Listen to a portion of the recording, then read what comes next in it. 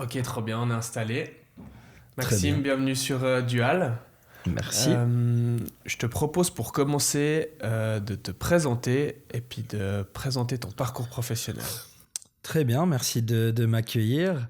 Alors, moi, je m'appelle Maxime Marguera, j'ai 33 ans, marié, une petite fille depuis environ une année et demie.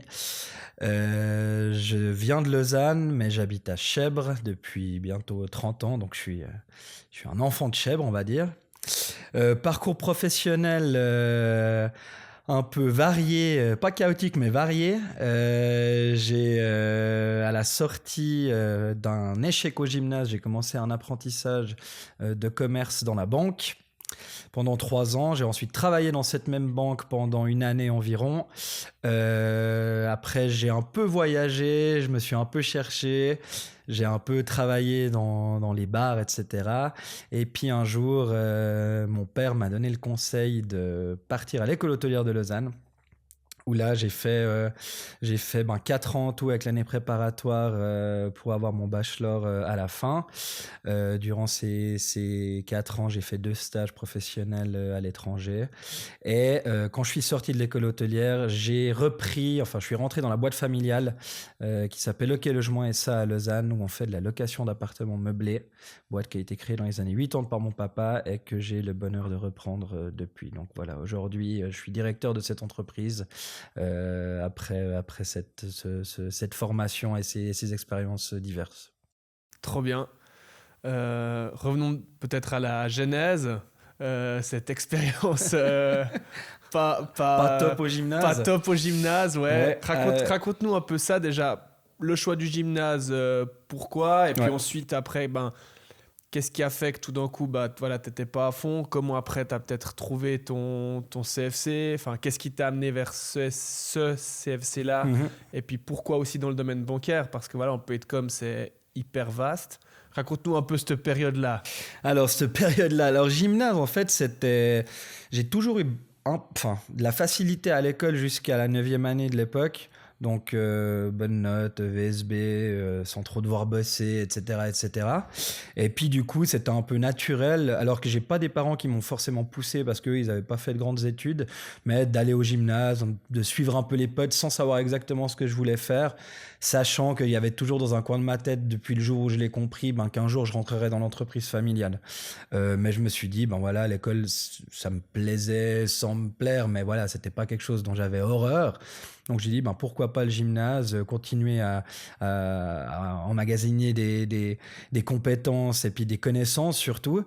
Du coup, je me suis lancé là-dedans.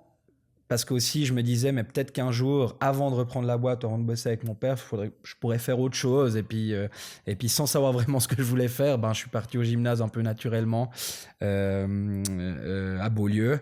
Et puis, voilà, en fait, le gap entre l'école obligatoire et le gymnase en termes de charge de travail, pour moi, a été un peu trop grand. Les facilités que j'avais pu avoir en école obligatoire, elles étaient plus assez importantes pour continuer mon rythme de croisière au gymnase.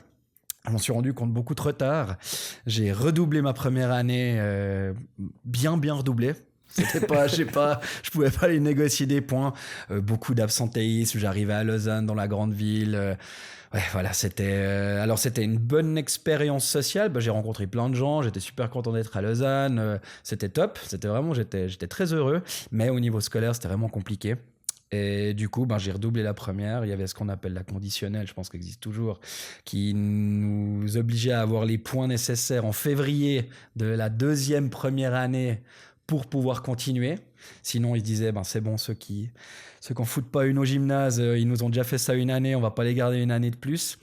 Et puis du coup, au mois de février de l'année d'après, j'avais toujours pas les points, donc j'ai été simplement et bonnement viré du gymnase de Beaulieu. Ok.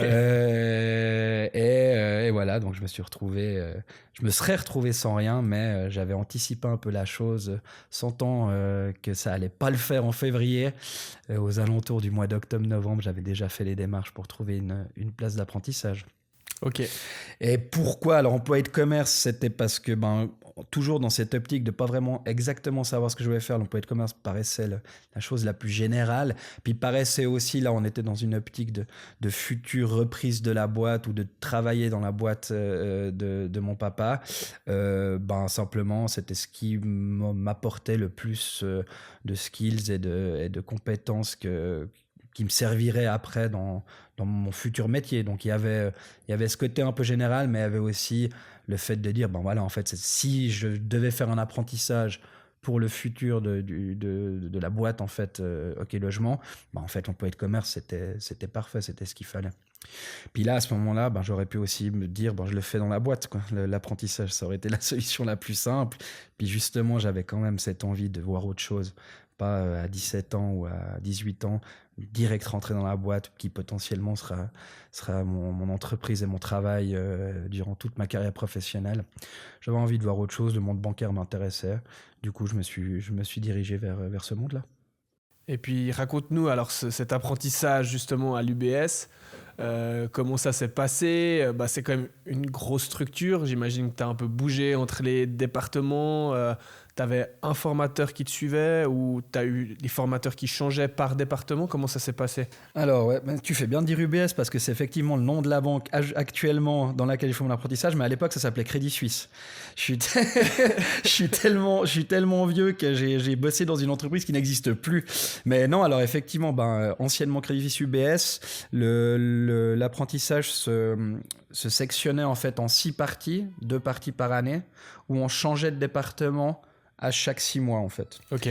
Avec une structure bien spécifique par département. Donc j'ai pas un formateur qui m'a suivi tout au long de mon apprentissage. C'était chaque fois un formateur par succursale ou par service dans lesquels je passais. Tout en ayant bien sûr un formateur général qui nous suit tout au long de notre carrière pour voir comment ça va. Mais ceux qui m'évaluaient, etc., c'était chaque fois des gens qui travaillaient dans le service dans lequel je travaillais. Et puis du coup, on commence en première année souvent par ce qu'on appelle le cash, donc la caisse. Ok. Il y en a de moins en moins, mais à l'époque, c'était encore bien. Ça formatait. Ouais, exactement, c'était une grosse partie. Donc j'ai commencé. Ce qui était cool aussi, c'était que géographiquement, on bougeait. Donc j'ai commencé au cash à Morges, après je suis parti au cash à Montreux, ensuite Private Clients Vevey. Et puis à ce moment-là, je suis allé après au Private Banking Lausanne. Donc ça, c'était les 2 premières années de mon apprentissage. Puis après, sur les 3e années, il y avait des possibilités de partir dans la clientèle entreprise, d'aller à Genève ou des choses comme ça. Et puis moi, en fait, j'avais un objectif. C'était que je voulais absolument aller travailler dans la succursale des PFL, dans le Rolex Learning Center. Le problème, c'était qu'il y avait que du cash. Alors, c'était pas du cash, mais que du conseil à la clientèle. Donc, en fait, je revenais un peu en arrière dans ma formation. Je refaisais ce que j'avais fait la première année. Mais moi, j'avais dit, du coup, à celle qui chapeautait la formation, j'ai dit, écoutez, moi, j'ai trop envie d'aller bosser là-bas. S'il y a une place d'apprentissage là-bas, mettez-moi là-bas. Ça m'excite en soi d'aller dans ce microcosme des PFL qui m'intéressait, que je trouvais fascinant. Du coup, ils m'ont envoyé là-bas. Puis en fait, à la suite des 6 mois, je devais partir à Genève en clientèle entreprise.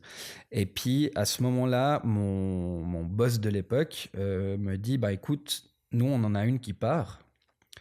Donc si tu veux, moi, je te propose déjà un contrat pour la fin de ton apprentissage, parce qu'il était satisfait de mon travail. Mais tu peux aussi partir 6 mois en clientèle entreprise entre deux, on se débrouille, mais j'aimerais t'engager à la fin de ton apprentissage. Donc déjà 6 mois avant la fin. Ah ouais, trop bien. Sous réserve de réussite de mes examens, etc. Ouais. Bien évidemment. Mais voilà, donc j'avais déjà en fait cette opportunité. Et puis je me suis fait la réflexion, est-ce que moi ça m'intéressait vraiment d'aller voir un nouveau service qui était la clientèle entreprise à Genève, ou alors est-ce que je profite pas de finir mon apprentissage là, d'être dedans et puis après de continuer naturellement en tant qu'employé. Du coup c'est le choix que j'ai fait. Donc en fait ma dernière année je l'ai fait au même endroit alors que j'aurais dû ou pu changer. Ouais. Mais j'avais cette opportunité d'être employé derrière. Et franchement, c'était exceptionnel de pouvoir bosser. Donc, c'était de la banque, mais complètement différemment. Une autre clientèle, beaucoup d'étudiants étrangers. C'était génial, quoi. C'était vraiment les PFL. En plus, dans le Rolex Learning Center, qui à l'époque, c'était un ovni, quoi. C'était trop cool de bosser là-dedans. Ouais. Donc, voilà, ça permet vraiment l'apprentissage de commerce en banque au Crédit Suisse, anciennement Crédit Suisse, maintenant UBS, permettait de voir plein de gens, de connaître plein de collègues à l'interne, de connaître plein de services, et c'était vraiment hyper intéressant, quoi. Et justement, cet environnement avec justement au sein de l'EPFL, enfin avec des jeunes au Rolex, etc. Toi aussi, quand tu as fait ton échec au gymnase, par rapport à tes potes qui, eux, continuaient le gymnase peut-être ou quoi, et puis toi, tout d'un coup, qui pars dans l'apprentissage, comment est-ce que toi, tu l'as vécu, ce truc de dire, en fait, ouais, je quitte un peu le bateau, je quitte un peu mon réseau de potes, et puis en fait, je vais voir autre chose. Est-ce que tu te souviens comment c'était? Oui, c'était déjà en termes de rythme, c'était différent. Quand je voyais mes potes qui partaient sur les universités, enfin, qui finissaient leur gymnase, qui partaient à l'université, ouais, ça bossait, ils avaient leur microcosme à eux, c'est-à-dire qu'ils avaient les mêmes objectifs, les mêmes horaires, plus ou moins. Puis moi, c'était un peu différent, surtout d'une partie que je bougeais dans plusieurs villes. À l'époque, j'étais pas encore mobile, j'avais pas de voiture, j'avais rien, donc pour se déplacer, etc., c'était plus compliqué. Les vacances aussi. Typiquement, les vacances, quand t'es en apprentissage, t'as des semaines de vacances, tes potes, ils partent un mois, toi, tu peux pas. Ouais. Mais après, ce qui était cool aussi, justement, à l'EPFL, donc au-delà de voir ce monde-là, c'est qu'en fait, j'avais pas mal de potes qui venaient bosser au Rolex, du coup, je les voyais. Ah ouais, alors, okay. Moi, je bossais, eux, ils révisaient, mais tout d'un coup, à midi, on pouvait aller manger ensemble, ou des choses comme ça. Mais c'est vrai que le décalage... alors, la plupart de ces potes que j'ai connus au gymnase et puis qu'on s'est entre guillemets quittés pendant 3-4 ans, c'est toujours mes potes aujourd'hui. Donc, la cassure n'était pas énorme. Je restais en Suisse, etc. Bien sûr. Mais c'est vrai que le rythme est différent. Le rythme est vraiment différent. Les problèmes en soi sont différents.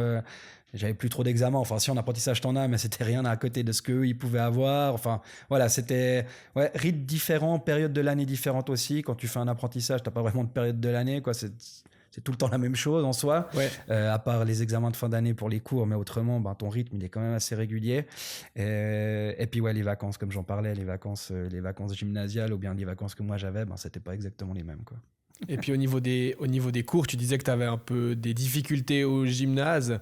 Là, est-ce que tu as respiré un peu au cours professionnel? Ouais, clairement. Alors moi, j'ai fait mon CFC avec une maturité intégrée. Wow, donc, j'avais un jour de cours en plus ou un demi-jour, je ne me rappelle plus. Ouais. Ça, c'était ma maman qui m'avait poussé. Moi, j'avais dit non, c'est exclu, je fais mon CFC normal, je fais un jour de cours, laisse-moi tranquille. Puis elle m'a dit, écoute, un jour de cours en plus qui potentiellement peut t'amener à une maturité, qui te permettra après, si tout d'un coup tu changes d'avis, d'entrer dans une HES, quelque chose comme ça, franchement, tu devrais le faire. Puis j'y suis allé un peu à reculons, mais au final, le futur prouvera qu'elle avait raison. Mais du coup, ces cours-là, déjà, moi, je les trouvais beaucoup plus pragmatiques en soi. Je trouvais que ce qu'on faisait était beaucoup plus lié au monde du travail, au commerce. C'était ça aussi qui me gênait un peu au gymnase, c'était qu'en fait, on apprenait plein de choses intéressantes, mais je trouvais pas ça très pragmatique par rapport... C'est un peu abstrait. Voilà, exactement, par rapport à ce qui nous attend après dans la vie professionnelle. Du coup, les cours CFC / maths intégré, ça s'est bien passé. Je pense aussi, j'avais une année de plus. Je me suis aussi un peu dit, c'est bon, quoi. T'as fait le cirque pendant une année et demie. Maintenant, t'as 2 jours de cours par semaine. Tu te donnes, t'y vas, puis tu bosses, quoi. Ouais. Et puis, t'avais aussi cet aspect que je pense a joué un grand rôle, c'est qu'en fait, t'avais toujours la coupure travail, cours. Donc, t'avais pas cette lassitude que tu pouvais avoir au gymnase où tous les jours, tu vas à l'école, maths, chimie, anglais, ouais. et puis que c'est toujours la même chose. Là, tu avais le fait du travail, donc du lundi au mardi, tu travaillais, tu connaissais plein de trucs, tu voyais plein de gens. T'allais au cours, ça te faisait même un peu une pause du travail, où des fois, le travail c'est hyper intéressant, mais ça fait du bien aussi d'en sortir un peu. Où tu voyais d'autres gens, tu connaissais des personnes qui faisaient le même apprentissage que toi dans des branches différentes. Enfin voilà, ce rythme en fait cours, travail, je trouve que ça aide aussi à plus de concentration et plus d'efficacité dans ta partie scolaire en soi du CFC ou de la maths intégrée. Et en fait, ce rythme-là me convenait super bien. Puis du coup, tout ce qui a été cours pour le CFC ou la maths, ça s'est super bien passé parce que justement, je pense que j'avais changé de mindset à la fois me dire, maintenant c'est bon, quoi. On va pas encore aller sur un échec. Et puis aussi justement cet équilibre entre le travail et les cours qui me convenait bien, quoi. comment il s'est passé le recrutement au Crédit Suisse? Est-ce que vous aviez des examens d'entrée? Tu as dû faire un stage? Comment c'était? Alors, il n'y avait pas de stage, mais oui, il y avait un examen d'entrée, il y avait des entretiens assez poussés, il y avait des analyses de nos notes, etc. D'ailleurs, ça a failli pas me faire passer parce que j'avais des très bonnes notes jusqu'en 9e, mais j'avais quand même cette expérience de gymnase qui faisait un peu un trou. Les gens du Crédit se sont dit, ouais, mais bon, celui-là, il va rien faire au coup. Peut-être qu'il est bon professionnellement, mais les cours, ça va pas jouer. Et c'était quelque chose qu'elle avait relevé, la recruteuse du Crédit Suisse, mais elle a dit, ouais, mais ok, vous venez bosser. On a compris que l'école, c'était pas forcément votre truc, mais il y a quand même de l'école. Donc, ce que vous avez fait au gymnase, vous pouvez pas le faire chez nous. Et ça, je pense que ça avait été un élément qui m'a presque, qui m'a desservi, mais qui a presque empêché que je fasse cet apprentissage au Crédit Suisse. Du coup, ça aussi, ça m'a fait un peu peur. Mais ouais, non, recrutement, pas de stage, mais recrutement, c'était sur un jour à Genève où on passait des tests, que ça soit de connaissances ou psychologiques ou des choses comme ça. C'était assez poussé. Ok. Mais c'était assez cool parce que tu allais déjà dans ce monde bancaire en soi, tu vois que c'était un peu sérieux, tu avais la cravate, etc. Ça changeait beaucoup du monde scolaire qu'on connaissait. Mais voilà, ça s'est bien passé. J'étais un peu plus vieux que les autres parce que j'avais quand même essayé le gymnase une année et demie, donc j'avais peut-être un petit peu plus d'expérience. Ah ouais.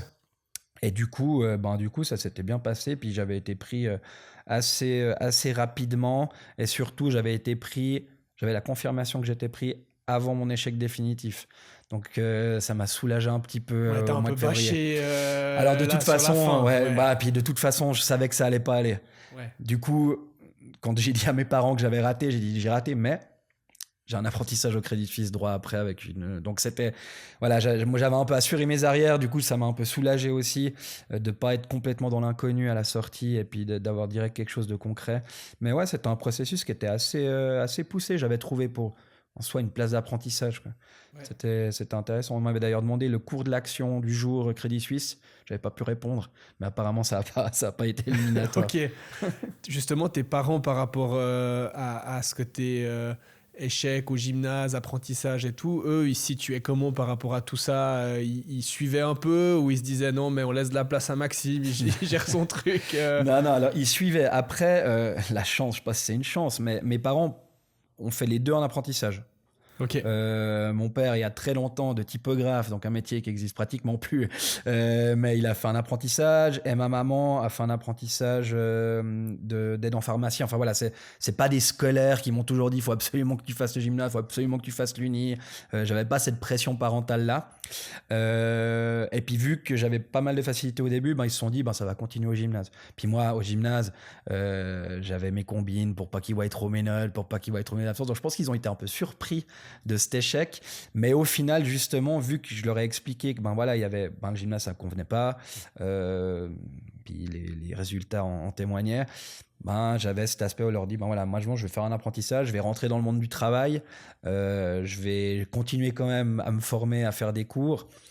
Et puis vu que je l'avais assez vite, ils ont pas eu le temps de trop s'inquiéter puis de trop s'énerver. Alors ils étaient évidemment pas très fiers, hein. C'est toujours compliqué d'avoir un enfant, je pense, en échec scolaire, mais j'ai pas ressenti trop de pression. Ils m'ont pas non plus incendié parce que j'avais pas réussi ce que j'avais commencé à la base. Et puis en février, le début de ton apprentissage en août, là, Ouais, alors ça c'était... en fait, je me suis rendu compte à ce moment-là que rien faire, ça peut vite devenir long.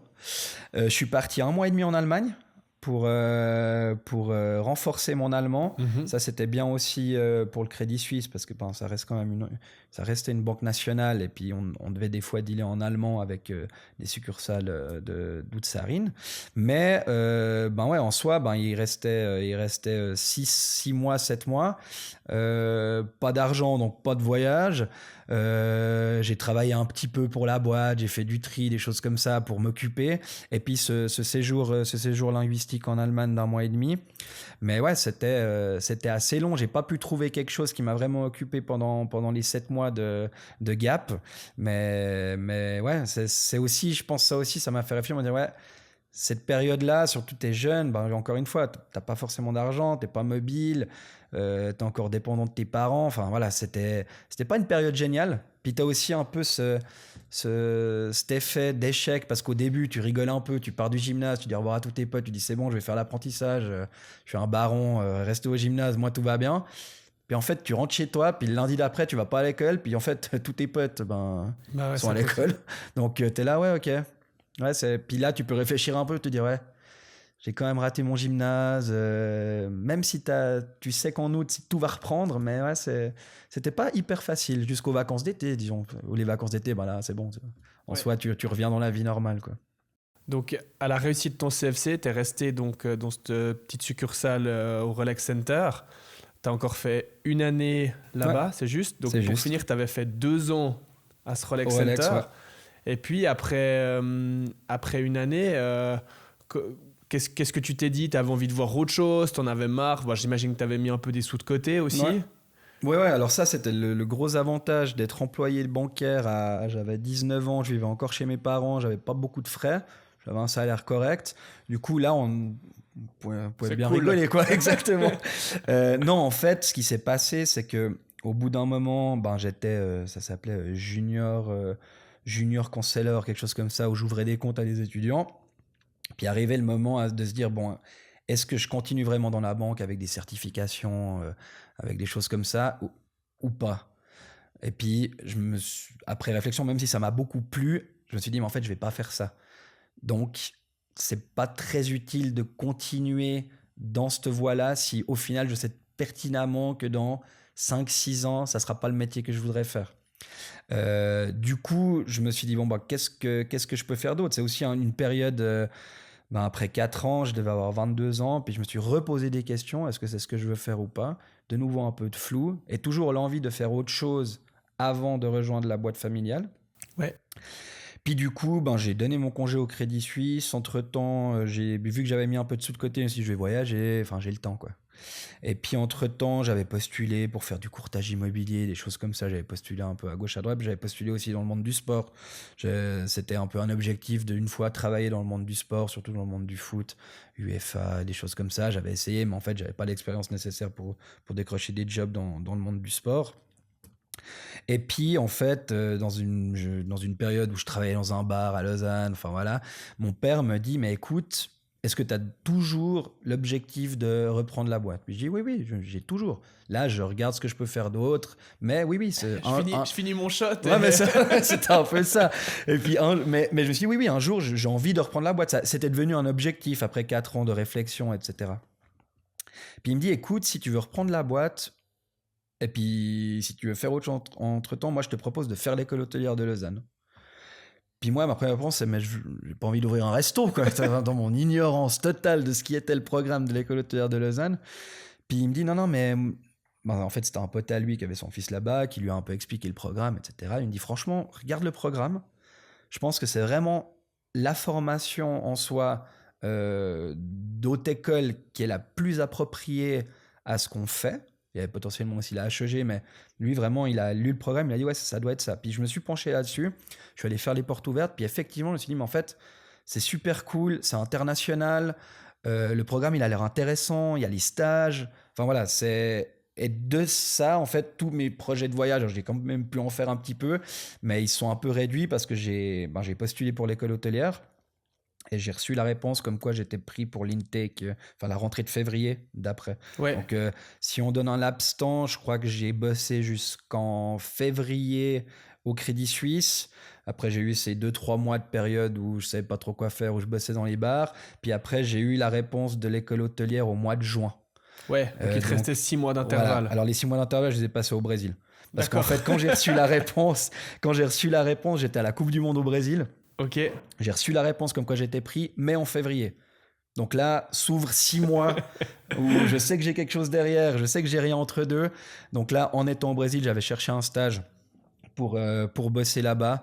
On a des liaisons avec le Brésil parce que mon père avait fait un business là-bas à l'époque. On est beaucoup partis, on a beaucoup d'amis là-bas. Donc du coup, en fait, après, je suis resté 6 mois au Brésil avant de commencer l'école hôtelière. Ah ouais. Où j'ai bossé d'abord 2 mois dans un hôtel, puis après ça m'embêtait parce que là en l'occurrence c'était vraiment des petits boulots. Et puis j'avais une copine qui avait un bar de plage, Puis en fait, j'ai bossé 4 mois dans un bar de plage, les pieds dans le sable avant de commencer l'école hôtelière, quoi. Donc c'était génial. Mais voilà, ça m'a permis en fait cette réponse de l'école hôtelière qui m'a fixé un laps de temps de faire le voyage que j'avais prévu de faire en soi. Alors j'ai pas fait le tour du monde, je suis resté au Brésil, mais c'était une super expérience avant de reprendre les choses sérieuses. Franchement, c'était trop bien. Et justement, explique peut-être cette année préparatoire de l'école hôtelière qui est quand même assez connue puis assez spéciale sur ce que vous faites, là où vous passez et tout. C'est incroyable. Alors l'école hôtelière, l'année préparatoire, c'est 6 mois sur site au chalet à Gobert, où chaque semaine ou chaque 2 semaines, suivant les matières, tu as un spectre total de tous les métiers de l'hôtellerie. Donc ça va de la réception au housekeeping où tu nettoies les chambres des élèves, à la cuisine où tu fais à manger pour tous les autres élèves dans le food court, à la cuisine gastronomique du restaurant du Berceau d'Essence, au service du restaurant du Berceau d'Essence. Et ça, c'est vraiment pendant 6 mois que ça. Enfin que ça. Chaque semaine, quelque chose de différent. Ouais. Donc hyper intéressant, hyper varié. Moi, j'avais cette chance d'avoir déjà bossé pendant 4 ans. Donc pas mal de facilité, surtout quand c'était au niveau du contact client, des choses comme ça. Interpersonnel, exactement. Comme ça, ouais. Et puis j'étais plus vieux. Moi, j'ai commencé l'école hôtelière, j'avais 22 ans. La moyenne de mon intake, c'était 18 ans et demi. J'étais un peu le papa, quoi. Ouais. Et puis vraiment hyper intéressant. Enfin, moi, j'ai adoré ça. Et ensuite, 6 mois de stage. Puis les stages à l'école hôtelière, les hôtels, parce que là, on parle vraiment de stages pratiques. Ce stage de l'année préparatoire, il doit être soit dans un resto, soit dans un hôtel. C'est pas de l'admin. Tu dois bosser pratique pour que tu continues en fait ta formation que tu as fait pendant 6 mois. Et puis là, en fait, tu as des carrières faire, des journées de recrutement pour les stages à l'école hôtelière qui sont incroyables, où tu as tous les hôtels du monde entier qui viennent en fait chercher des stagiaires de l'école hôtelière pour sa réputation, pour les capacités qu'ils ont, et qui viennent se vendre pour que tu ailles faire leur stage chez eux. Donc là, vraiment, tu arrives, tu dis, mais il y a des marques, enfin des chaînes d'hôtels, mais c'est fou, qui viennent nous chercher, nous. Et puis là, moi, je pars dans l'optique, parce que c'est toujours un rêve que j'avais eu, c'est je vais au Club Med. J'ai envie de faire mon stage au Club Med, c'est trop cool, j'adore le Club Med, j'y suis parti plein de fois quand j'étais petit.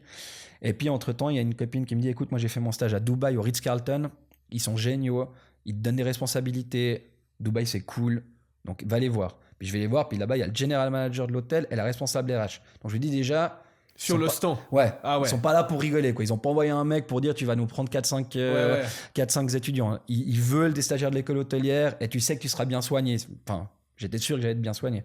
Puis du coup, je suis parti faire 6 mois de stage à Dubaï, au Ritz-Carlton, donc hôtel incroyable, où on vivait dans des résidences à 20 minutes de l'hôtel avec tous les employés. Moi, je vivais en coloc avec un Portugais, un Sud-Africain, un Hollandais. Enfin, vraiment expérience complètement folle. Sous l'égide de l'école hôtelière, donc toujours bien surveillé, bien soigné par le personnel, parce qu'ils savent très bien que si on retourne à l'école puis qu'on dit ouais, c'est pas top, il n'y a plus personne qui va revenir. Donc vraiment, mais idyllique, quoi. Payer une misère, mais nourri, logé. Ouais. Tu t'en fous à ce moment-là. C'est ça, exactement. Et puis, 6 jours sur 7, donc de toute façon, ton argent, tu ne pouvais pas le dépenser parce que tu n'avais pas de temps libre. Tu vis avec tes collègues tu vis dans un monde pendant 6 mois. Quoi. Ouais. Mais franchement, expérience incroyable. Incroyable. Et ça, l'école hôtelière permet ce genre de stage. Et vraiment, l'année préparatoire, pour moi, c'était entre guillemets ma meilleure année. Déjà, c'était celui où j'avais les meilleures notes parce que je savais bosser. Et puis vraiment, le nombre de personnes que j'ai rencontrées, c'était hyper enrichissant. Et puis après, tu as le switch où tu repars sur le scolaire. Ouais. Puis là, c'est jamais très facile, surtout pour moi, qui, entre guillemets, était plus dans le pipe du scolaire depuis 5 ans, de revenir, parce que c'est vraiment, enfin, l'école hôtelière, le programme, on pourrait assembler quelques parties de la HEG, quelques parties de la HEC, mais dans des manières de faire différentes, des manières d'apprendre différentes, mais tu dois bosser.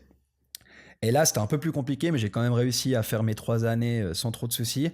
Mais là, tu repars dans le mode universitaire, et puis le switch était compliqué pour moi, pas pour les plus jeunes qui sortaient lycée, année prep, et puis ensuite le bachelor, parce que eux, c'était encore tout frais d'apprendre, de bosser sur des cours. Mais moi, j'ai dû reprendre bien le pli pour recommencer à bosser sur des cours, pour faire des présentations, des choses comme ça.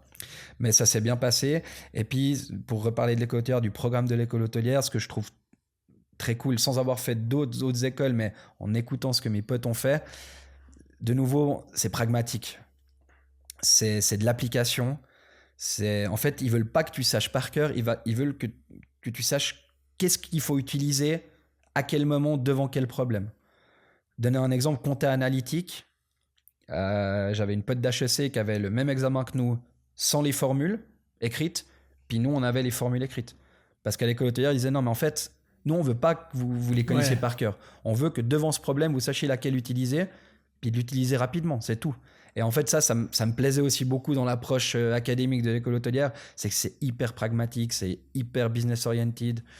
Et ça, franchement, ça m'a plu aussi, alors que j'étais pas vraiment un scolaire, on peut le voir sur mon parcours, mais ça m'a plu parce qu'on a appris des choses qui nous étaient utiles. Et utiles vite. Et puis, il y a aussi le deuxième stage en deuxième année, où là, tu as un stage administratif où tu peux partir dans n'importe quel domaine.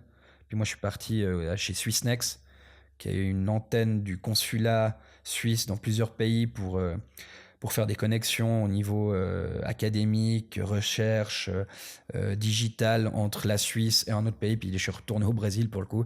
Du coup, j'ai bossé 6 mois au consulat suisse à Rio.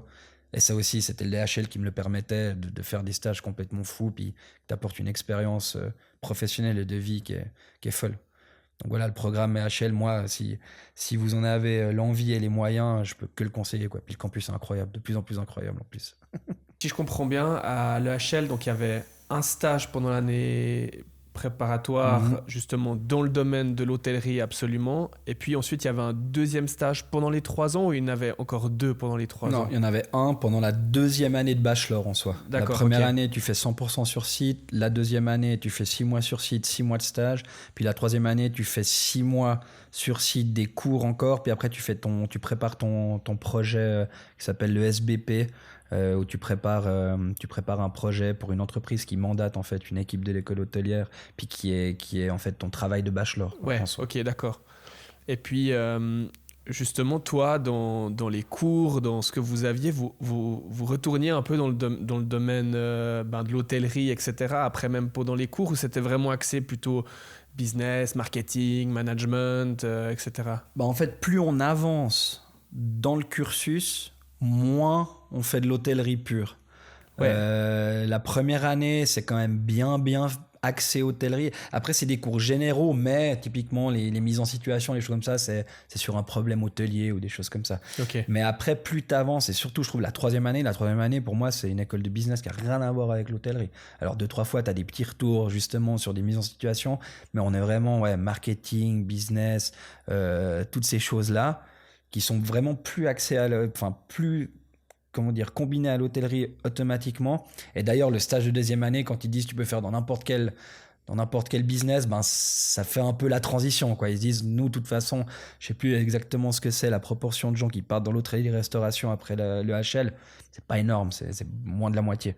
Donc, donc eux, ils se rendent aussi bien compte que ils aimeraient former des hôteliers restaurateurs, mais qu'en fait, ils veulent former des gens qui font du business de quelconque, quoi. Il y en a beaucoup qui parlent dans le luxe, il y en a qui parlent dans les fédérations sportives, il y en a qui parlent dans l'immobilier, dans la finance. C'est vraiment c'est hyper général, mais c'est vrai qu'au début ils essaient d'axer hôtellerie-restauration, puis plus tu avances dans le cursus, moins c'est fixé en soi à l'hôtellerie-restauration. Mais par contre, j'ai l'impression qu'il y a quand même ce côté, cette tradition de faire vivre un peu le métier aux étudiants, pour qu'ils se rendent compte, pour pas justement avoir des gars qui sortent d'école, d'un parcours académique, et puis qui arrivent dans un hôtel et puis qui disent voilà, faut faire ci, ça, et puis en fait ils ont jamais dû préparer une chambre ou causer avec un client qui leur dit en fait le petit déjeuner c'était dégueulasse, quoi. Ouais, c'est ça. Mais l'année en fait celle qui est vraiment axée là-dessus, l'année préparatoire, c'est vraiment là où ils veulent que tu aies une vue d'ensemble et que tu travailles vraiment, que tu mettes les mains dans le cambouis, en fait. Après, ça reste très académique. Après, il n'y a plus vraiment de stage où tu te dis il faut que tu fasses pour que tu vois comment ça se passe. Ouais. Mais c'est vrai que cette année préparatoire où tu fais... Alors, c'est qu'une semaine. Hein. C'est une semaine de housekeeping. Ouais, c'est une semaine bien sûr, mais tu fais quand même. Mais tu le fais, exactement, et tu peux dire que tu l'as fait. Et ça, c'est quelque chose qui vend vachement pour ceux qui seront à la suite managers dans des hôtels. C'est de dire, voilà, vous devez voir à quel point c'est important, à quel point c'est difficile. Vous devez pouvoir dire à votre équipe de housekeeping s'il y a quelque chose qui ne va pas. En fait, leur montrer, quoi. Je pense pas que tu peux le Ouais, faire, ouais. mais c'est vraiment le but. Et je trouve ça aussi super intéressant. Et puis le stage en hôtellerie-restauration, ben voilà, c'est 6 mois, tu cravaches à coin, c'était pas là pour apprendre. Enfin, t'es là pour apprendre en soi, mais eux, ils veulent que tu sois quand même efficace, quoi. Là, Ils ont pour pas envie d'un avaler poids mort. plutôt, et C'est puis, ça. ouais. Puis voir que le rythme hôtelier, ben, c'est hyper compliqué. Puis ce qui était cool aussi, je sais pas si c'était le cas dans tous les hôtels, mais nous, on avait toutes les 2 semaines un des leaders, donc un des chefs, chef finance, etc., même le general manager, qui venait nous parler pendant 1 heure et quart, tous les stagiaires, Ok. pour nous expliquer sa carrière et nous dire ce qu'il pense du monde hôtelier. Et en fait, j'avais trouvé super honnête de leur part, c'est que tout le monde nous disait, ben moi, j'adore ça. C'est ma passion, j'ai toujours voulu faire ça et j'adore mon métier. En revanche, ça fait 5 ans que j'ai pu fêter Noël avec mes enfants. Et en fait, ils t'expliquaient que ben, l'hôtellerie, restauration, c'est hyper compliqué à ce niveau d'allier vie de famille ou autre chose avec ça, ou bien tu dois beaucoup bouger. Et j'ai trouvé hyper honnête en fait leur façon de faire, de dire ben ils sont pas en train de nous vendre, il faut absolument que vous deveniez hôtelier ou restaurateur parce que c'est trop cool, c'est la vie idyllique. Ils disaient ben écoutez, si vous voulez être hôtelier restaurateur, tant mieux, c'est un boulot magnifique, mais en revanche les vacances, les choses comme ça, c'est chaud quoi. Ouais. Et puis là aussi, ben, je pense que ça, à pas mal d'entre nous, ça a ouvert les yeux, ceux qui se disaient ben, l'hôtellerie c'est trop cool, tu vas chaque 2 ans dans un autre hôtel, c'est que des endroits magnifiques. En fait, tu te rends compte que quand tu bosses dans un hôtel, c'est pas la même chose que quand tu es en vacances, quoi. Tu bosses beaucoup, tu as beaucoup de responsabilités, tu as beaucoup de clients, et puis tu vis pas dans l'hôtel, tu vis à 20 minutes à 4 dans une chambre. Puis nous, on était 4, mais il y en a qui étaient 6. Donc, je pense que ça ouvre pas mal les yeux aussi pour que les gens se rendent compte, est-ce que c'est ça ou non que j'ai envie de faire après. Et ça, c'était hyper intéressant aussi. Et justement, à la fin de l'EHL, tu as réussi ton bachelor. Du coup, là, c'est tout de suite, tu te fais engager dans l'entreprise de ton papa, ou au contraire, il y a encore un petit moment de latence où tu te dis j'ai envie quand même de voir autre chose. Toi, tu étais préparé psychologiquement à rentrer direct dans la boîte à ton papa? Ouais, c'était un peu ça. Au niveau timing, moi je finis, j'ai 26 du coup, 25. Puis là, en fait, c'était. Là, pendant mon cursus, je me suis dit, mais en fait, à la fin, je vais aller aider mes parents, quoi. Enfin, Ouais. en soi. Ok. Ma mère, elle est aussi dans la boîte. Donc, c'était. Non, non, là, c'était. En fait, c'était école hôtelière, ok logement. C'était un peu ça le programme. Ça aurait pu changer, hein. Peut-être j'aurais dit, Ouais. non, il me faut encore 2-3 ans, j'aimerais faire autre chose, etc. Mais là, dans ma tête, c'était clair, je voulais aller travailler avec mes parents. Puis apporter aussi de manière assez immédiate, parce que vu qu'on fait de la location d'appartements meublés, on est aussi un peu dans l'hospitalité, voire beaucoup. En fait, les skills que j'avais appris pendant 3 ans, ben, c'était un peu le moment de les mettre en pratique, quoi. Et franchement, ça s'est fait naturellement, c'était cool. Et puis ben, pour l'instant, tout se passe bien. Après, on verra peut-être, parce que le futur réserve, peut-être qu'on fera autre chose ou que je ferai autre chose. Mais c'est vrai que là, le timing était bon. Pour mes parents, pour moi, ils voulaient baisser un petit peu le rythme. Moi, ben voilà, j'avais fait 3 ans, donc je voulais bosser. Donc franchement, c'était un bon timing. Mais oui, la transition s'est faite comme ça. Justement, ça varie beaucoup des témoignages, cette expérience de reprendre la boîte des parents, parce qu'il y a des parents souvent qui sont très contents, très enthousiastes, et puis ils ont de la peine à lâcher la bride ou à essayer des nouvelles choses ou à expérimenter. Il y a un peu ce fameux on a toujours fait comme ça et puis ça marche. Toi, comment ça s'est passé justement ce rapport avec tes parents où tout d'un coup t'es plus le fils mais t'es le cadre supérieur ou puis après même l'associé? Qu'est-ce que tu as pu amener? Est-ce qu'ils t'ont un peu calmé? J'imagine que c'était aussi un domaine que tu as dû découvrir parce que c'est quand même assez spécifique, justement, Bien ce sûr. business d'appartements aménagés pour plutôt comme je le comprends, pour des sportifs ou des gens qui sont là de façon un peu temporaire ou pas Ouais, forcément. expatriés ou choses comme Ouais. ça. Ouais, c'est plutôt la clientèle cible, c'est plutôt ça, effectivement. Comment ça s'est fait avec tes parents, ton Bon. arrivée en fait? Bon, en soi, ça s'est bien fait, mais aujourd'hui, ils sont toujours dans la boîte. Mes parents, mon père, il a créé ça dans les années 80. Lui, il faut qu'il travaille encore. Alors, dans l'opérationnel en soi, il est plus beaucoup là, Ouais. mais en revanche, il vient tous les jours au travail. Ouais. Parce que c'est son moteur, voilà, lui, donc il est toujours là. En fait, je le vois au cours des années, parce que ça fait maintenant 7 ans. Chaque année, il est un peu moins là. lui aussi, il fallait que je fasse mes preuves, quoi. Bien sûr. On peut pas laisser une boîte comme ça. Il sait pas comment je travaille. Enfin, il sait plus ou moins parce que j'ai aussi un peu bossé à côté, mais il sait pas comment je travaille. Il sait pas si je suis capable de gérer la boîte ou pas. Donc lui, il était hyper heureux évidemment que j'entre dans la boîte et puis que je prenne son flambeau. Il était fier, il était heureux. Mais voilà, il voulait que je fasse mes preuves. Et puis quand tu parlais on a beaucoup de différences d'âge avec mon papa. La fracture, surtout digitale, technologie, c'est énorme. Moi, quand j'ai expliqué à mon père qu'on allait dépenser de l'argent pour faire Google, faut faire de la pub sur Google, la première facture, il dit mais arrête ça tout de suite, quoi. C'est complètement. Il est où le résultat? Je fais, le résultat, il est difficilement quantifiable tout de suite, exactement. Et puis ouais, ça. Alors, la première chose que j'ai fait en arrivant, c'est que j'ai changé le site web immédiatement parce que c'était archaïque au possible. Ouais. Donc ça, c'était vraiment, je disais, moi, je peux pas travailler sur un site web comme ça, quoi. Ouais. Donc là, c'était la première chose que j'ai faite. Des gros changements. Après, tout allait bien. Puis en fait, on parle d'une période où 2 ans après, c'est Covid. Puis en fait, Covid, ça change plein de perspectives. Et ça nous pousse aussi à changer un peu notre manière de travailler. Parce qu'à l'époque, on était tout le temps au bureau avec des fichiers sur les ordi, des choses comme ça, jamais de remote, voilà, rien. Puis du coup, le Covid nous a fait un peu réfléchir. Donc l'après-Covid, on essaie de mettre des choses en place qui sont aussi compliquées à comprendre pour des gens qui ont travaillé pendant 25 ans de la même manière. En plus, en ayant du succès, c'était une boîte qui marchait bien. Ouais. Donc, comme tu l'as dit, en fait, on a toujours fait comme ça a toujours bien marché comme ça, donc pourquoi changer? Puis en fait, toi, t'expliques que c'est une nouvelle façon de travailler, et puis que potentiellement, dans le futur, si nous, on n'évolue pas, un jour, on sera vraiment en retard, quoi. Puis en fait, ça s'est un peu prouvé, c'est que nous, on travaillait, notre site, c'était un site vitrine avec tous nos appartements. Les gens, pour faire une demande d'appartement, ils devaient nous envoyer un mail, on leur envoyait un mail avec nos disponibilités, ils nous envoyaient un mail avec ce qui les intéressait. Bref, il y avait beaucoup trop d'étapes, c'était beaucoup trop compliqué. Puis je pense qu'on a perdu de la clientèle aussi, parce qu'aujourd'hui, toi comme moi, on veut réserver quelque chose en 2 clics, payer avec notre carte de crédit, puis 2 heures après, savoir que c'est confirmé. Ouais. Nous, on ne pouvait pas le faire. Mais parce que ça marchait. Puis parce qu'en fait, voilà, on avait les moyens qu'on avait pour le faire. Puis là, du coup, maintenant, ça, on arrive sur la deuxième grosse transition que j'ai pu faire en soi que maintenant, c'est qu'on part sur un tout nouveau système de réservation avec disponibilité en temps réel, etc., etc. C'est des gros investissements, mais qui sont nécessaires. Ouais. Et ça, en fait, au début, ils avaient de la peine à le comprendre, mais en fait, après, quand tu leur montres le système, quand tu montres ce que ça peut faire, puis ce que ça t'économise aussi, toi, comme charge de travail, en fait, ils trouvent ça trop cool. Sauf qu'ils ne le maîtrisent pas trop. Donc, je pense que ça sera aussi une nouvelle étape sur la sortie un peu de l'opérationnel, en tout cas de mon papa, parce que ma maman, elle fait de la compta, elle fait autre chose. Mais voilà, en fait, cette transition, elle s'est faite hyper franchement, on a beaucoup de chance, on s'entend hyper bien, il n'y a jamais eu de clash, on peut se parler, enfin, en soi, l'expérience reprise de boîte, elle est magnifique, elle est parfaite.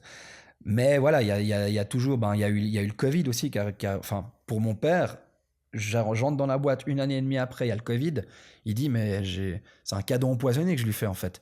Parce que maintenant, c'est une différente façon de travailler, on a été stoppé pendant des mois, puis du coup, il a eu un peu peur que je sois rentré dans un truc qui marche plus aussi bien qu'avant.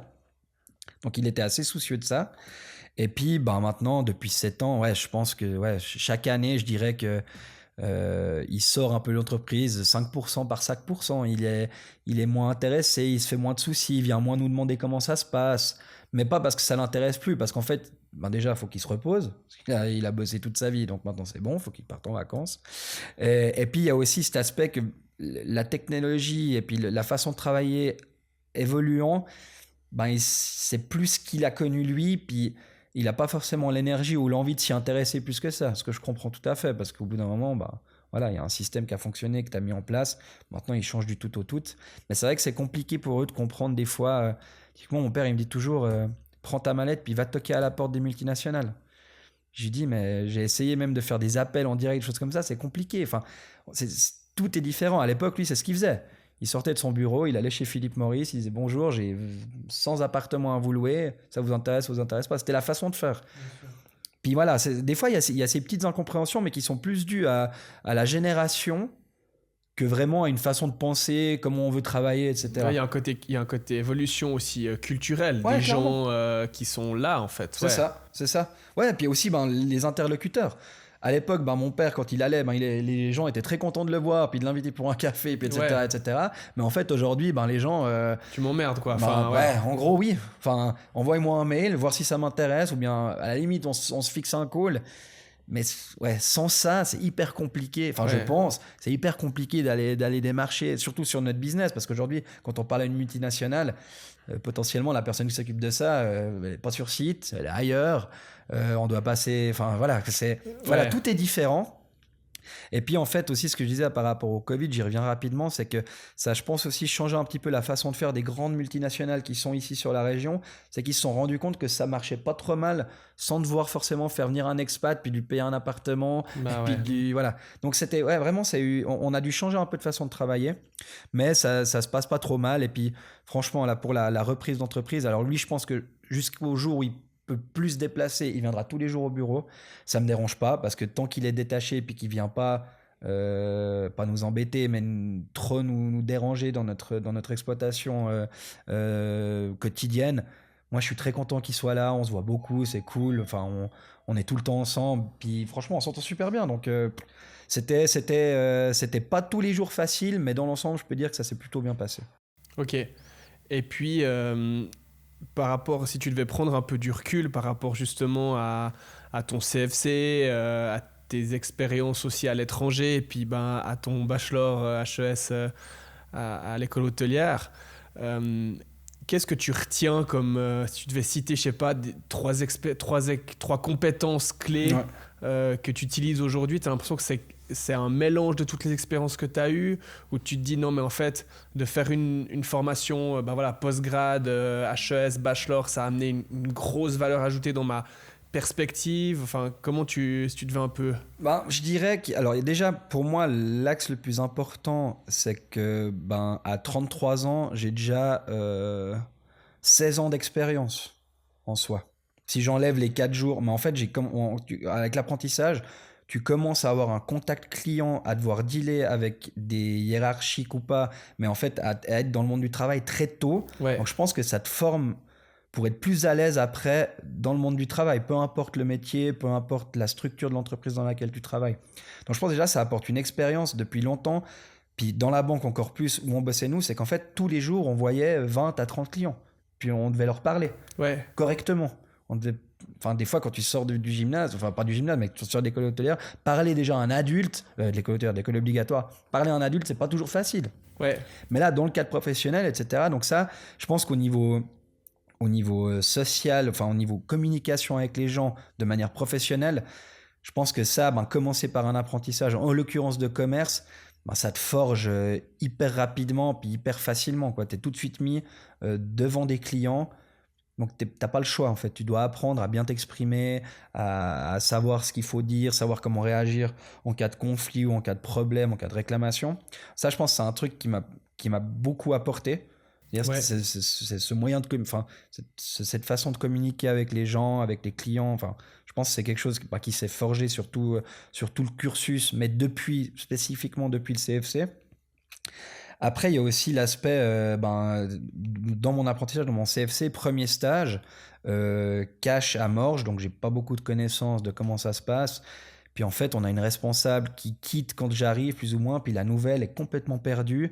Puis il y a des jours où on est deux collègues, et puis je dois pratiquement gérer le cash avec ma collègue, alors que j'ai 17 ans, qu'on a des caisses où il y a 500 000 francs sous nous. Enfin voilà, en fait ces petits problèmes qu'il peut avoir ou ces situations compliquées qu'il peut avoir qu'on a dû gérer vite, auxquelles tu, tu fais pas face logiquement dans ton programme scolaire classique. Ah, il peut arriver des problèmes au gymnase, etc. Mais je dis vraiment des situations comme Ouais, ça. de vie, ouais. C'est ça. Et t'y es forgé vite. Et ça, je pense qu'aussi, c'est une compétence que tu prends vite, puis qu'après, ça t'aide dans la suite, quoi. Tu te dis, voilà, moi, si un jour tu as un problème au job, tu réfléchis comment tu as pu dealer avec d'autres problèmes avant, puis tu arrives à le faire plus ou moins correctement, ou avec un collègue. La relation est tellement différente. Alors, pas toujours, mais de gérer des relations avec des collègues ou avec des potes de cours il y a plein de choses à mettre en place, il y a des codes à avoir pour que tout se passe bien. Puis je pense que le CFC te permet de prendre ces codes vachement rapidement, quoi. Et puis de les ancrer en toi pour la suite de ta vie professionnelle, où en fait après, ben, que tu changes de job, que tu changes d'endroit, que tu aies des nouveaux collègues, des nouveaux supérieurs, ben, tu arriveras toujours à t'adapter plus ou moins, vu ton expérience qui est déjà énorme à la différence de ceux qui font des longues études ou puis qui travaillent pas tout de suite ou qui font pas tout de suite un CFC. Et puis après, alors ça c'est le deuxième aspect, bien ça c'est plutôt école hôtelière, c'est le réseau. Et même quand tu fais un apprentissage en banque, ben, si je prends une moyenne, tu connais peut-être 6 collègues par stage, ça fait 6 fois 6 que tu connais, avec qui tu bosses pendant 6 mois, ben c'est tout ce microcosme que tu t'es créé qui potentiellement après dans ta vie professionnelle t'aidera, que ça soit pour une recommandation, que ça soit pour un service, entre entreprises, des choses comme ça. Et ça, je trouve aussi hyper intéressant, c'est d'avoir déjà ce pool de collègues que tu t'es créé très jeune. Alors, tu étais l'apprenti, mais quand même, tu as connu des gens dans des services différents, des personnes différentes. Et t'étais pas, alors au gymnase aussi, tu rencontres plein de gens de milieux sociaux différents, de genres différents, etc. Mais je trouve que ouais, ce fait de pouvoir directement être dans une ambiance de travail, de collègues, et puis de connaître tous ces gens lors de mon parcours, ça m'a beaucoup aidé aussi pour après. Et puis ça m'a aidé aussi pour, ben, typiquement, si on compte CFC, est-ce que tu peux faire après? Ben, en fait, le CFC m'a beaucoup aidé à décrocher après des stages à l'école hôtelière qui étaient beaucoup plus intéressants parce que j'avais déjà bossé. Donc j'étais hyper attrayant Ouais. pour les gens qui venaient chercher des stagiaires après dans le monde universitaire. Et ça, je pense que c'est vraiment cool parce que ben, vu que tu as cette expérience, ben, potentiellement, même si tu as un profil un peu différent d'un autre, mais en fait, il regarde sur ton CV, ouais, mais en fait, lui, ça fait déjà 4 ans qu'il bosse, ou 3 ans si tu fais Ouais, mais il a bossé. Toi, t'avais Scout, t'avais bossé 4 ans. C'était écrit Ben, que t'avais c'est ça. bossé 4 ans chez Crédit Suisse, quoi. Puis en fait, ils disent, bon voilà, c'est un stagiaire, il est un petit peu plus âgé que les autres, qui est très bien, ses notes, ouais, c'est peut-être un petit peu moins bien, mais ouf, il a bossé 4 ans en clientèle, etc. Donc en fait, j'engage quelqu'un qui est potentiellement déjà efficace, ou bien qui sait ce que c'est, au même prix que l'autre, parce que les stagiaires, ben voilà, on n'est Bien pas... sûr. Et du coup, ça m'a permis, je pense que ouais, les stages que j'ai décrochés, je pense qu'en grande, parce que c'était vraiment des bons stages en soi, on dit, ben en fait, c'était en grande partie grâce à mon expérience professionnelle d'avant, quoi. Ouais, et puis je pense que ça t'a pas. Je pense que tu t'as aussi senti, et moi je l'ai aussi ressenti quand j'ai recommencé des études après avoir quand même, ben, comme toi, Ouais. bossé pendant 5 ans et demi. Ben, en fait, par rapport aux autres, sur le terrain, dans le concret, t'es un peu un extraterrestre par Ah rapport ouais, aux autres. clairement, Dans clairement. ta façon d'aborder les problèmes, d'aborder les situations, Ouais, ouais. d'aborder les contacts, comme on Ah, disait avant, sûr. interpersonnels. Ça, il n'y a aucun doute. Et puis, ben, justement, enfin, dans la vie de tous les jours, à l'école, ça se voyait, mais aussi typiquement, à l'école hôtelière, on fait énormément de travaux de groupe et de présentation. Mhm. En fait, alors, mes potes me disaient, OK, dans le travail de groupe, t'es pas mal, t'apportes tes skills et tout, c'est cool, mais en fait, c'est surtout sur la presse, c'est abusé, quoi. Putain, ouais, mais en fait, c'est même pas un truc exceptionnel, c'est qu'en fait, j'étais obligé. Quand tu parles à un client pour lui vendre un compte bancaire, ben c'est comme si tu faisais une presse, quoi. Puis en fait, depuis que j'ai 17 ans, j'ai dû faire ça. Donc c'est à force d'entraînement. Et effectivement, comme tu l'as dit, alors il y avait des profils aussi qui étaient comme le mien, hein. Bien sûr. J'étais pas le seul à l'école hôtelière à être un petit peu plus âgé puis avoir fait autre chose avant dans ma vie. Mais c'est vrai que ben, je faisais la comparaison. Le lycéen français qui arrive à 18 ans, alors souvent ils sont assez bons, hein, pour parler, etc. Mais ils se disent, ouais, que c'est d'être autant à l'aise. On faisait des stages au restaurant du BDS où on avait des clients qui payaient pour venir manger de l'externe. Bah, en fait, moi, c'était mon meilleur stage parce que clientèle et tout, aucun souci. Ah oui. Et je comprenais aussi le mec qui sort de l'école et qui doit dealer avec des clients. Ben, je me remettais mon tout début d'apprentissage quand j'avais 17 ans. C'est pas facile, hein.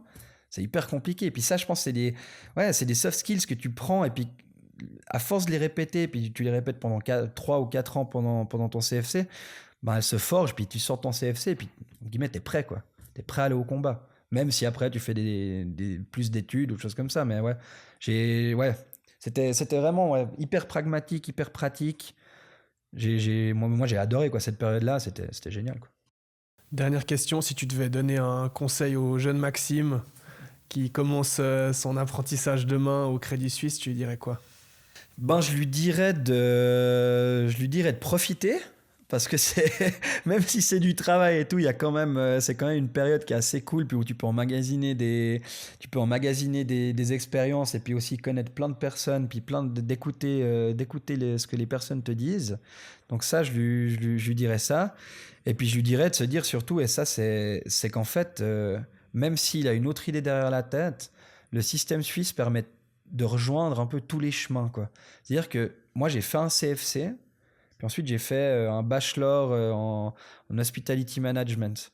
Puis en fait, c'est ça que je trouve très cool, c'est que malgré... Parce que le Maxime qui a commencé son apprentissage, il était quand même en situation d'échec. Puis il disait, ouf, j'ai quand même raté mon gymnase. Mais en fait, si, admettons, tu rates ton gymnase parce que c'est pas le bon moment, c'est pas une bonne période, t'es pas prêt à abattre le travail qu'il fallait abattre pour réussir ton gymnase, ben t'inquiète pas parce que t'as des voies, ben, typiquement le CFC avec Mathieu Intégré ou sans, ben, qui te permettront de rattraper peut-être au bon moment et puis d'arriver au bon moment où tu voulais être, même au début. Je sais pas, peut-être que le petit Maxime, alors je pense pas, mais il aurait absolument voulu faire du droit ou j'en sais rien. Mais en fait, ben, il aurait peut-être fait un CFC, puis après il serait reparti dans les études. Puis ça, c'est ce que je trouve très cool dans le système suisse, c'est que malgré les parcours différents, tu arrives toujours par une passerelle, par une formation, à te retrouver, si tu as vraiment envie et que tu as les capacités à le faire. Donc je lui dirais, ben, écoute, fais ton CFC, profite bien, puis si tu veux faire autre chose après, ben, tu en auras l'occasion, donc t'inquiète pas. Bon, merci beaucoup Maxime. Merci à toi, et Lucien. à tout bientôt. C'est gentil, merci.